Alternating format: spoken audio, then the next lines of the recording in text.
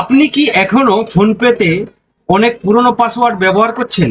নিরাপত্তার জন্য পাসওয়ার্ড পরিবর্তন করা মাঝে মাঝেই খুবই ভালো অভ্যাস। নমস্কার, গনায়ন ক্যামেরাতে আপনাদের সবাইকে স্বাগত। আজকের ভিডিওতে দেখাবো কিভাবে খুব সহজে ফোনপের পাসওয়ার্ড আপনি চেঞ্জ করতে পারবেন। তো সবচেয়ে প্রথমে আপনার যে ফোনপেটা রয়েছে, ফোনপেটাকে আপনি ওপেন করে নেবেন। তো যখনই আপনি ফোনপেটা ওপেন করে নেবেন, আপনার যদি কোনো লক দেওয়া থাকে আপনি লকটা খুলে নেবেন। আমি আমার পাসওয়ার্ডটা দিয়ে লকটা খুলে নিলাম। লকটা যেই খুলে নিলাম, আমার কাছে দেখুন এরকম একটা ইন্টারফেস চলে এলো। এবার যখনই এরকম একটা ইন্টারফেস চলে এলো, দেখুন এই যে কোনাতে প্রোফাইল রয়েছে, এই প্রোফাইলের ভিতরে আপনাকে যেতে হবে। তো প্রোফাইলের ভিতরে যখনই আপনি যাবেন, দেখুন আপনার সামনে এরকম একটা ইন্টারফেস আসবে। তারপর একটু স্ক্রল করবেন। স্ক্রল করলে দেখুন এখানে ব্যাংক অ্যাকাউন্ট বলে আপনার এসে গেছে, ব্যাংক অ্যাকাউন্টস। সেই ব্যাংক অ্যাকাউন্টসের ভিতরে আপনাকে যেতে হবে। যখনই আপনি ব্যাংক অ্যাকাউন্টের ভিতরে যাবেন, আপনার যতগুলো ব্যাংক অ্যাড করা থাকবে পরপর সব চলে আসবে। তো আমার একটাই ব্যাংক অ্যাড করা আছে, তো আমি ওটার ভিতরে চলে যাব। ওটার ভিতরে যখনই আমি চলে যাব, দেখুন এখানে ইউপিআই পিন, এখানে লেখা আছে ইউপিআই পিন রিসেট।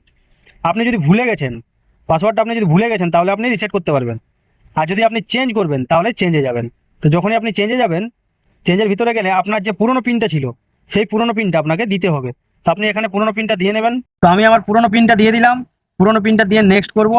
নেক্সট যখনই করব, দেখুন inter your new pin, new UPI pin. তো এখানে আমি নিউ যেটা সেট করতে চাইছি সেই নিউ ইউপিআই পিনটা আমাকে এখানে দিতে হবে। এবার যখনই আমি নিউ ইউপিআই পিনটা দেবো, তারপরে নেক্সট করব, তো 3 নাম্বার যে স্টেপটা আসবে সেখানে আরও একবার দিতে হবে নিউ পিনটা, আরেকবার রিটাইপ করতে হবে। যখনই আপনি রিটাইপ করে আরও একবার দিবেন, তারপরে ডান অপশনে ক্লিক করলেই আপনার সেটা সাকসেসফুল হয়ে যাবে। ভিডিওটি ভালো লাগলে অবশ্যই লাইক করুন, বন্ধুদের সাথে শেয়ার করুন। এরকমই দরকারি টিপস পেতে গনায়ন ক্যামেরা চ্যানেলটিকে ফলো করে পাশে থাকুন।